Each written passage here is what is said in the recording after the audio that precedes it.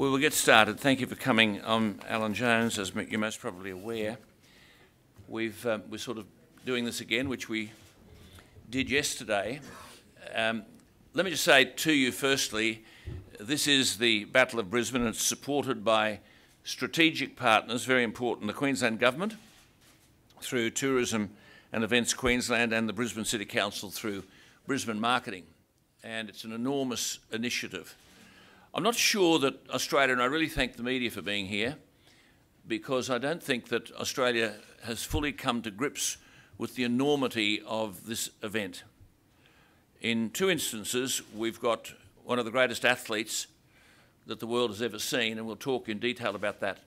And I think people understand the achievements of Manny Pacquiao. I'm not sure we understand the background and where he's come from. But later on, I'll introduce you to what I call boxing royalty sitting up at the table. And the fact that Mr. Aram is here, a man who has been a promoter for all the greatest boxers that we've most probably seen, from Muhammad Ali, but a very distinguished scholar. He's a graduate from Harvard. He's a tax lawyer from New York with just a passion for boxing. And I think it's fair to say the reason he's here, apart from Manny, is the view he has of this young man here from the suburbs of Brisbane. He saw him fight and he just believed that this bloke was something that the world would eventually take note of. So we'll go into all of that later and give you a full picture of it. Firstly, would you welcome a man I last saw when I was coaching Balmain, and he could play, and he's now a promoter, a leading media figure in New Zealand, and done an outstanding job. This stuff doesn't happen, it just doesn't come together. Please welcome to him, Dean Lonergan. Here he is. And well, here we are, and the man whom I think Australia are going to embrace.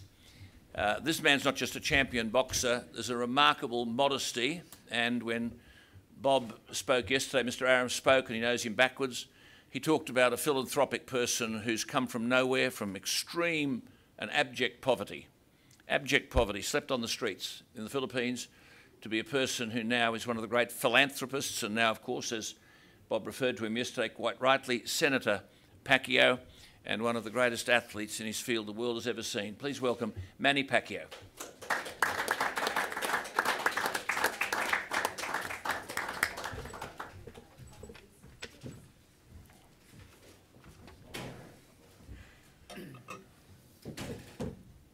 Everyone in? And of course down here we've got one of Australia's greatest ever rugby league players, now the State of Origin coach, Laurie Daly, and we might have a bit of a surprise from him later on. All right, let's get started in the presence of Manny, and again to thank you for coming and for you to be able to share this story. This is a worldwide story, as we'll hear.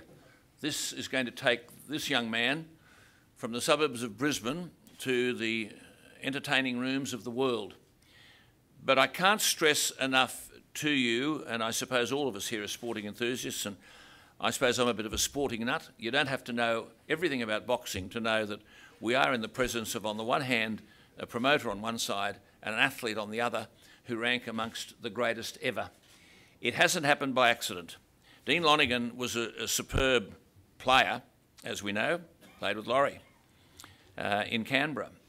But he's a great sporting success story. I'll embarrass him by saying this, but I don't care.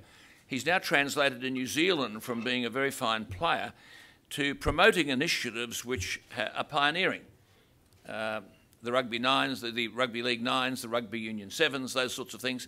But he's also an outstanding broadcaster in New Zealand, in radio and television, and in 2012 was awarded the New Zealand Order of Merit in recognition of his services to sport and philanthropy.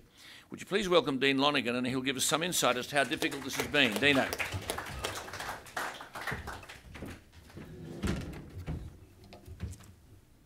This has been a heck of a journey. It's taken us 3 years to get this to the point we have today, and it's been massive teamwork. You would have seen we had a few ups and downs as to getting this thing together, and the biggest thing is it has been teamwork, particularly our partners, the Queensland Government through Tourism and Events Queensland, and of course the Brisbane City Council through Brisbane Marketing have been nothing short of superb in sticking the course with us. This is a massive international event. This has been reported through literally hundreds of different websites and papers and news stations around the world, and it's something of extreme significance. You know, I think I've been very fortunate to be associated with Jeff Horn, and in my career as a promoter, I don't think I'm ever going to get to do anything like this again, where we have the absolute legend of the last 20 years of boxing, who is the current boxer of the decade. He's an 11-time world champion. He's the only person ever to win 8 different weight divisions in boxing, and he's also the most unified. He's unified more titles than anyone, up against one of Australia's very own, and Jeff Horn, you know, who's literally a clean-cut kid, and we love this about Jeff. He's married to his childhood sweetheart, and he's a former school teacher who took up the art of boxing because he got bullied. And I think it's probably one of the, I know Australians, obviously I've been coming here, you know, for a lot of my life, and Australians love an underdog, and Australians love a tough underdog. And in this kid here, I think we've got someone who all of Australia will celebrate on July 2, and I've got no doubts that I'm a lot more confident in his performance than Bob is, and Bob's team. They think, you know, we'll come down to Jeff Horn, we'll do the best we can, and then we'll go away with all the money, and we won't, you know, we'll take the belt with us. My personal opinion is that we're going to be doing this again in November, because we've got a rematch clause in there that if Jeff was to win, we just roll again down here. And I've got no doubts that we're going to be doing that. And at the back end of that, you're going to see your own WBO World Welterweight Champion, who didn't just win it off anyone, won it off the greatest fighter possibly of the last 50, 60 years. So that's all I've got to say. I'm enjoying this. We've had it's a little bit different to my discussion yesterday. We had a massive turnout in Queensland yesterday, and it's fantastic that the Sydney media, after, you know, we've been launching in Queensland, have come out again today. This is without doubt the most exciting promotion I've ever been part of. You know, we get to go to a stadium that I think is one of the best football stadiums in the world, 55,000 people. And I ask you, because you guys that are here, you're all sporting people, how many times in your life are you going to be able to sit inside a stadium where you're all going to rise as one as Jeff Horn comes out to the, you know, and we sing, and the Australian national anthem will play, and Jeff Horn standing in the ring across the road or across the ring from one of the greatest fighters of all time in what I think will be a titanic battle. Both these guys come forward in their fighting styles, and I think it's going to be an absolute war.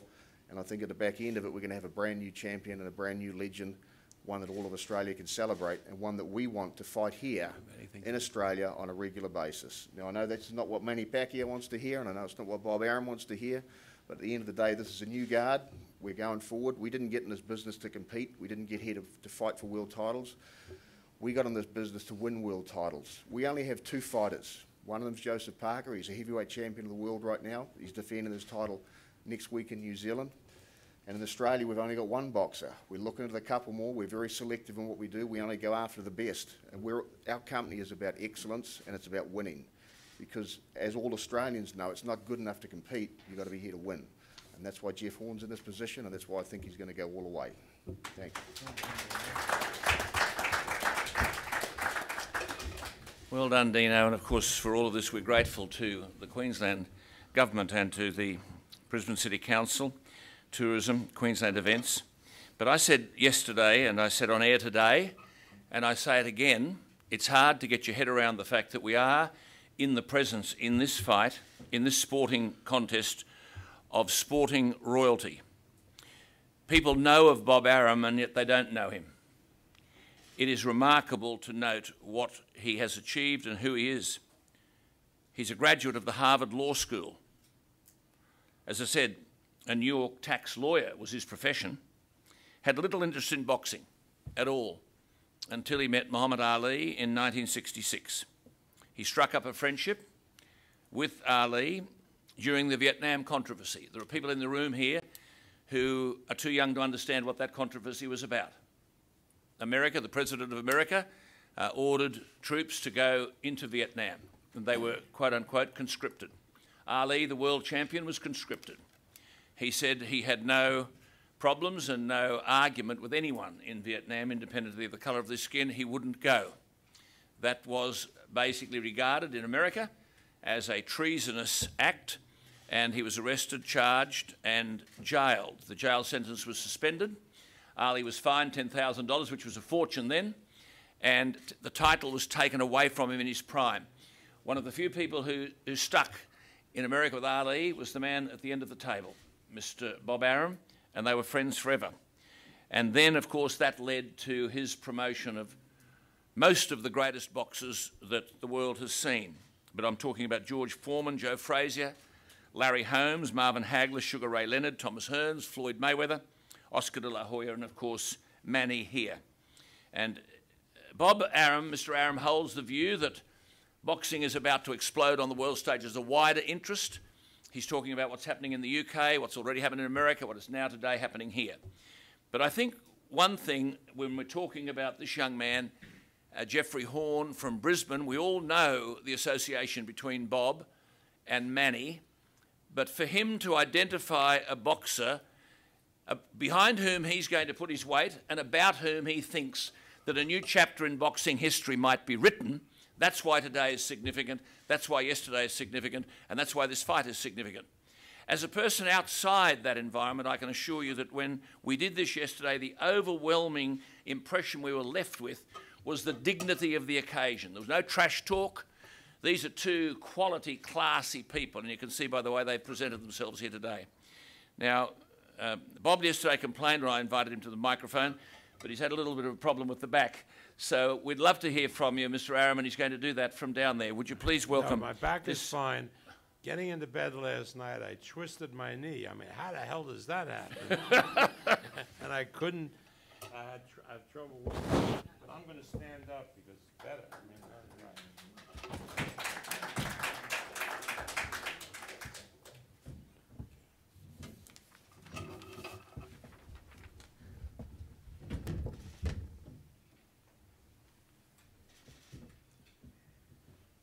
Bob has asked for a cortisone shot, so he's just going to grunt his way through. I'll be kicking field goals by the week. Look, I too want to thank our strategic partners, the Queensland government, through the tourism and events, Queensland and the Brisbane City Council through Brisbane Marketing. Their support has been absolutely essential to getting this massive event on the road. And it will be a massive event. But first, I want to do a shout out to the people of Sydney. The last time I was in Sydney, you can believe it, was 1972. And it was by accident. I was in Jakarta, Indonesia, preparing for a fight that Muhammad Ali was going to have with a fighter called Rudy Lubbers, a Dutchman. They colonial past, you know. It was, Ali, the Muslim. It was that was the selling point, and we got and this was about 6 weeks before the fight. 6 to 8 weeks. And you couldn't believe Jakarta in those days. People were sleeping in the streets. They were doing their business in the rivers that ran. The stench in that city was so awful. So in desperation, I had finished my business. I went to the travel agency, and I said, "Get me the hell out of here." And they said, "Where to?" I said, "What's the best place I can go to?" And they said, "You can fly to Sydney, Australia." And I'll never forget getting off the plane here in Sydney and smelling the air. And it was like so fragrant compared to what it was in Jakarta. I mean, that was like I've done some crazy promotions.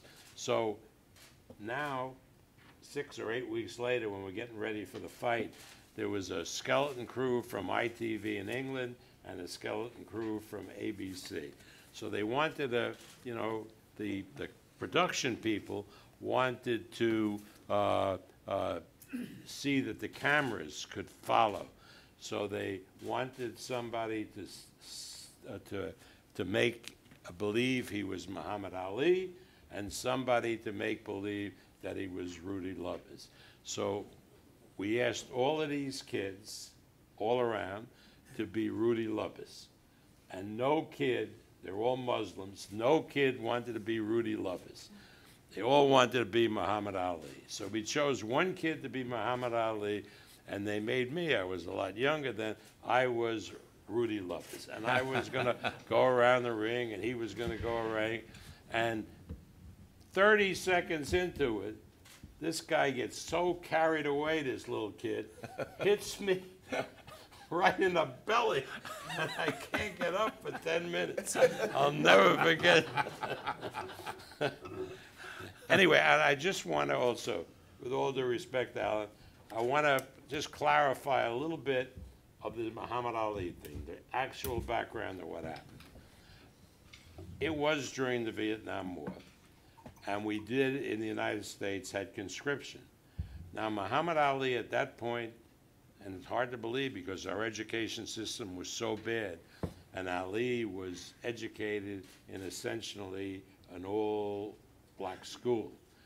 And so he couldn't really read or write at that time. He eventually, later, he learned he learned to read and write, and was he was always articulate, but he could function that way, but he couldn't. So he was classified 1Y. And then people were saying, how could this great athlete, heavyweight champion, be 1Y and not eligible for service, and guys who don't look so good are being drafted? So they reclassified him 1A, and somebody from a network went to his house, and in those days we didn't have cell phones. They pulled out the telephone jack, and he interviewed him, and that's when Ali said, I'm not going to Vietnam. I got nothing against the Viet Cong. They never called me with the N-word. That was the thing. Now, we had a mayor in Chicago where he was scheduled to fight against Ernie Terrell at the time, Richard Daley, who was a very, very authoritarian guy. And he had the Illinois Athletic Commission kick us out of Chicago. Nobody would allow us to fight in the United States. We ended up in Toronto. George Chavallo took Terrell's place because Terrell realized the money wouldn't be good, and fighters fought then on percentages. I then took Ali to England to fight, but eventually he lost his license. He was convicted, and it wasn't as simple as being suspended and, all due respect, the $10,000 fine. He was convicted and was sentenced to serve a 5-year term in prison. But in our judicial system, he had the opportunity to appeal. So he appealed to the circuit court, which is the next highest court. Conviction affirmed. And then he appealed to the United States Supreme Court, the highest court in the country. And the judges had to decide whether they would even hear the case. If they decided not to hear the case, goes to jail for 5 years. If they hear the case and sustain the conviction, goes to jail for 5 years. One judge lobbied to hear the case, but by then, number of years had passed, and all these judges had law clerks who were younger people, and they lobbied these Supreme Court justices not only to hear the case, but they unanimously reversed the conviction. There's a great, great documentary that HBO did on this that you should all, if you're interested, should watch. But that is the real story. So Ali wasn't just faced with a fine. He wasn't just faced with really interrupting his career, because the devil was that when he was suspended from fighting all over the United States, because of his conviction, they took his friggin' passport, so he couldn't go out of the country to fight. So 3.5 years, the greatest fighter that ever lived couldn't pursue his career. And that, later on, when he resumed fighting, even though he was never as good as he was before, that's what why Ali means so much to everybody in the world, because of the fact that he was ready to make the ultimate sacrifice, to go to prison and not to pursue his boxing career, to stand up for what he believes in. A great, great man. And, you know, things move on. And now I'm promoting another great man. Manny Pacquiao, in his way, is a symbol to people not only in his country, of the Philippines, great country, but all over the world. And as we all know, or we may not know, there are a little over 90 million people in the Philippines, but there are about 12 million Filipinos who live all over the world outside the Filipinos, whether it's the Mideast, whether it's here in Australia, whether there are millions in the United States. And to all of them, Manny Pacquiao is a symbol. He's a symbol of how somebody can rise from the bottom, the real bottom, living in a cardboard shack on a street, scrounging for pennies to feed himself.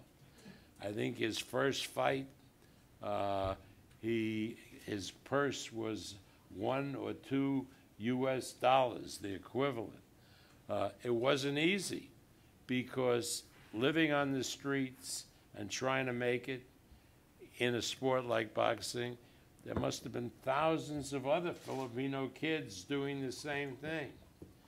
But Manny Pacquiao was able to rise as a boxer, to win world titles, to come to the attention of people in the United States, and to, as a underdog, at 8 or 10 to 1 underdog, to win a signature fight against Oscar De La Hoya, to become champion and to establish himself as one of the true greats. Now that's a fantastic story.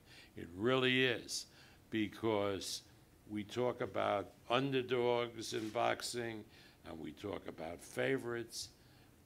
Manny will tell you, Manny, you remember, the Philippine Congress passed some resolution to put me in jail for promoting the fight, because their star, Manny Pacquiao, was going to get beat up and hurt badly.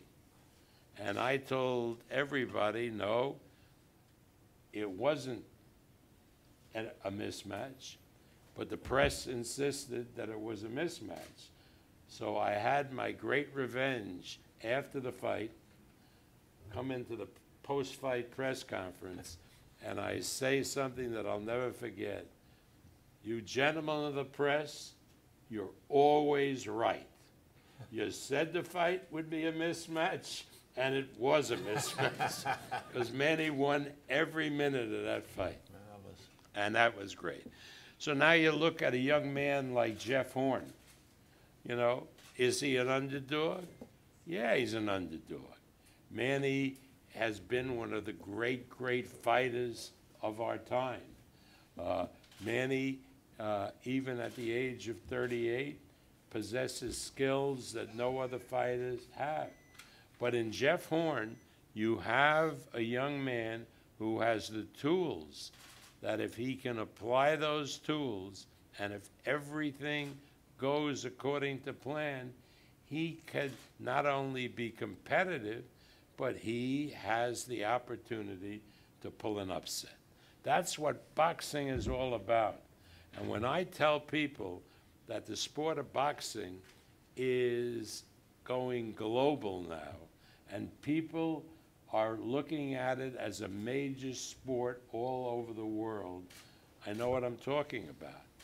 Saturday night in the UK, in London, 90,000 people will be watching a heavyweight championship match between Anthony Joshua and Vladimir Klitschko. 90,000 people.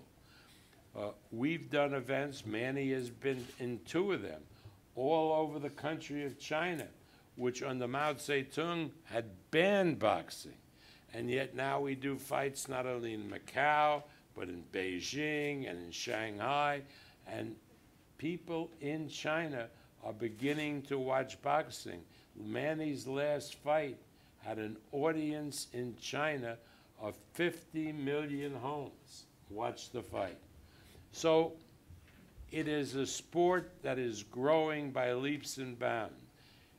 Top fighters are coming from all over the world, from the Ukraine, like Lomachenko, from Ireland, like Mick Conlan, who we'll have a surprise for you. Mick is like one of the most popular fighters in the world. He was the guy who was cheated out of a medal and gave the finger to the judges. There's a Brazilian kid, Pacquiao, who won an Olympic gold medal, and he wants to come here to Australia to fight. But the interest in boxing all over the world is global. Listen, I couldn't get up here and try to sell you on American football because you don't know second down from third down from whatever. A lot of us don't know, but we watch it. You know, it's very complicated. Baseball, you know, is pretty hard to watch, and, you know, it's not an international sport. Basketball is, but, you know, you see these, you know, it's not played by normal people. They're 6'11", 7 feet guys, I mean, in my system. And soccer, you know, it's pretty well known and followed around the world. Not so much in countries like the United States, not so much. But boxing, the rules are simple. You fight for 3 minutes. You have to make certain weights. There's a minute interval. It's a sport that really is able to understand, and it's a sport that develops top fighters from different countries, different ethnic groups, so that people can go and root and cheer for their favorite. It is a marvelous sport, and you will see on July 2nd one of the great events that's ever been held here, and it's a great event held any place, when Manny Pacquiao defends his title against Jeff Horn. It will truly be a day to remember. Thank you very much. Oh, well, look, thank you so much. I mean, it's a history lesson, and we could listen all day. So much of that is not known and not celebrated. Just by way of interest, Bob does have 5 favourite promotions. The first, he says, was 1987, Sugar Ray Leonard versus Marvin Hagler, Las Vegas. The second in 85, Marvin Hagler versus Thomas Hearns in Las Vegas. The third, 1999, Oscar de la Hoya and Felix Trinidad in Las Vegas. And then 74, Ali and Frazier in New York. And then this young man, 2015, Manny Pacquiao and Floyd Mayweather in Las Vegas. It's just instructive, though, to note his observations about some of these people. Of Ali, he simply says, Mr. Aram, he made it all possible for me. Of Manny, he says, his life story is amazing. He's come from nothing, sleeping on the streets. Of Marvin Hagler, the most loyal, stand-up guy I ever worked with. Of George Foreman, changed his persona to become the most lovable guy. And Floyd Mayweather, extraordinary ability, and backed it up in the ring. Well, in extraordinary ability, here he is here. You've most probably seen him, some of you in the flesh for the first time. 29 years of age, young man bullied at school, didn't fight till about 11 years ago, thought he better get into a gym and see if he can protect himself and learn something, and he hasn't stopped climbing into the gyms. It's an amazing story. He holds a degree in health and physical education and computing. He's been a school teacher, and a very, very good one. He taught there for several years. He is, of course, as Dino said, a stablemate of Joseph Parker, world heavyweight boxing champion, promoted by Duco Events, Dino's company. But the key point about this young man is extraordinary. He has faced 10 of the top 15 world-rated opponents in his first 17 pro fights. 10 of the top 15 in his first 17 pro fights. No one, even Manny, Mike Tyson, Lennox Lewis or Muhammad Ali, has had to do that. And the one thing about it, this young man, is the DNA about him. Some people have to fake their commitment and their belief. Part of his DNA is he just believes, I was born to be successful in this thing, and I'm going to be successful. And we're really looking forward to hearing from him. Here he is, the challenger, Mr. Jeffrey Horn.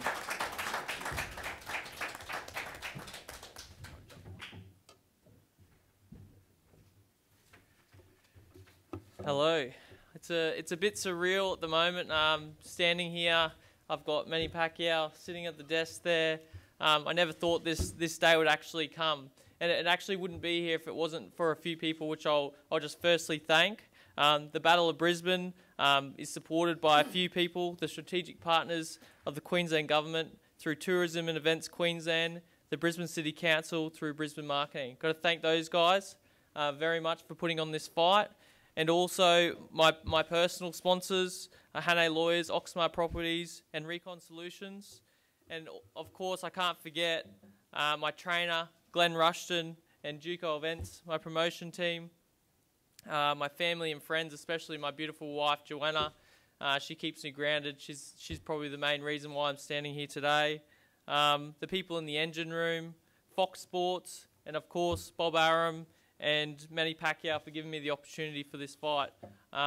If they didn't say yes, this wouldn't be happening. They're the champions. They get to do what they want, and they get to show us in front of Brisbane here come July 2nd. I like to think I got here not just with my fists. I reckon my main strength that's got me here today is probably my head and also hard work and dedication. And I've got to give a message to the children out there and people everywhere actually. If you believe in yourself and you work hard towards a goal, you can get there, okay? I've got some advantages over Manny, which people keep talking about. I've got the height, I've got the reach, I've got the age on my side, and I've got the hunger as well. He's been world champion multiple times. He's shown and done it all before, but I'll be trying to win this fight the best I can, and I'm going to say it, that's the advantage I have. I'm going to win this fight.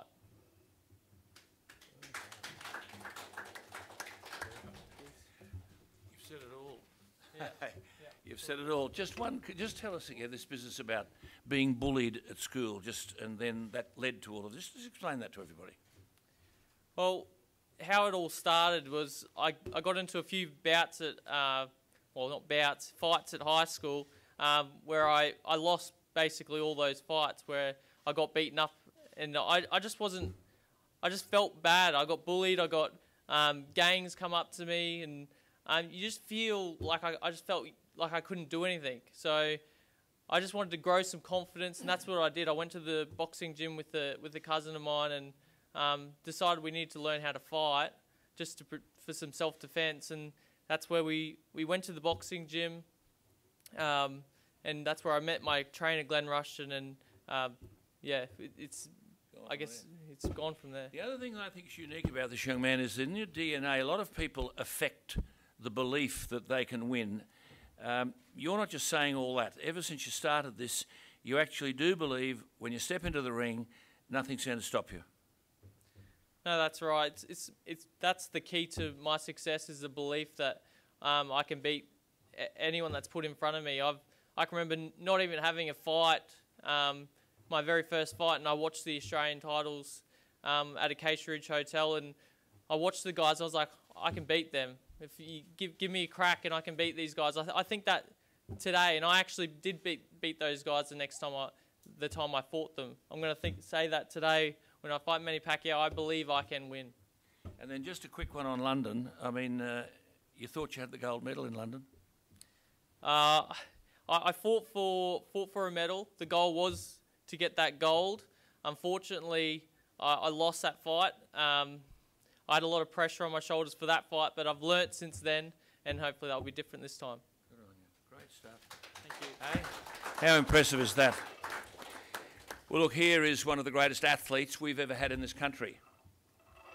And that's undeniable. This is extraordinary that at the same table are these two. But I just wanted to, by way of introduction, elaborate a little on what Bob has said, because I don't think people fully understand this. This is just an amazing story. This is a young man who was raised in a tiny neighbourhood in the southern Philippines. Until the age of 10, Manny Pacquiao, he'd never seen a television set, had never set foot in a town or a city. He lived with his parents and 5 brothers and sisters in a single-room shack. In a rugged landscape, he dropped out of school at the age of 12. He was inspired to take up boxing after watching Mike Tyson's upset defeat of Buster Douglas in 1990. His uncle, who had no formal training, became his boxing coach. And his uncle told him when he started he'd never make it. He had no muscle at all. He couldn't see him becoming a fighter, but within 6 months, the uncle said, "This boy is going to be a world champion." He started fighting junior opponents, but by the age of 15, he stowed away on a boat to seek greater challenges in the capital, Manila. He slept on the streets in order to continue his training, and then broke into the national amateur side, the Filipino national amateur side, and then he fought his first fight in Asia, and he wandered around Asia trying to win fights. And here he is today. Extraordinary story. The WBO welterweight world champion, 59 wins, 6 defeats and 2 draws. Extraordinary stuff. And he's an ambassador for the sport, an ambassador for his country, but above all else a man of extraordinary achievement but remarkable dignity and modesty. We're honoured that he's here. Would you please welcome Mr. Manny Pacquiao.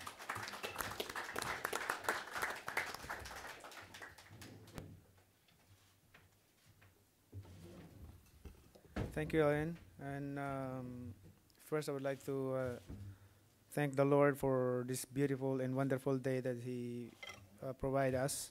And also, I want to say good morning, everyone. Good afternoon, everyone. I want to thank Top Rank Promotion, Bob Arum, for this great opportunity to hold the fight here in Australia, in Brisbane. And I would like to invite everyone to come on July 2nd. It's going to be a good fight. I choose Jeff Horns because of his competence in the ring. I believe that we can create more action in the ring because of his style. He loves to fight toe-to-toe. He's an aggressive man. That's why I choose to defend my title to him and giving him a chance to show his talent in boxing. Especially the fight is gonna be in Brisbane, Australia. So it's gonna be a little pressure for me because I'm a champion and I'm fighting with his hometown. So it's gonna be a lot of works in training, and of course with the support of my team, we can do everything that we can use in the fight. And I want to thank MP Promotion, Duco Events, all media supporters of the event, of this event, and to all the fans who are going there. Thank you to all your support. I never expect that the warm welcome of Australian people are there. I thought I don't have a fans here, and I am amazed and surprised because of the fans here in Australia. They know me here. And I want to thank, of course, the Battle of Brisbane is supported by strategic partners, the Queensland Government through Tourism and Events Queensland, and Brisbane City Council through Brisbane Marketing. Thank you to all the support, and of course, because of the media, reporters, of your support, this fight is going to be big big in July 2nd. Please come. Don't miss this fight. It's gonna be once in your lifetime that this event is gonna be. It's gonna be a competitive event.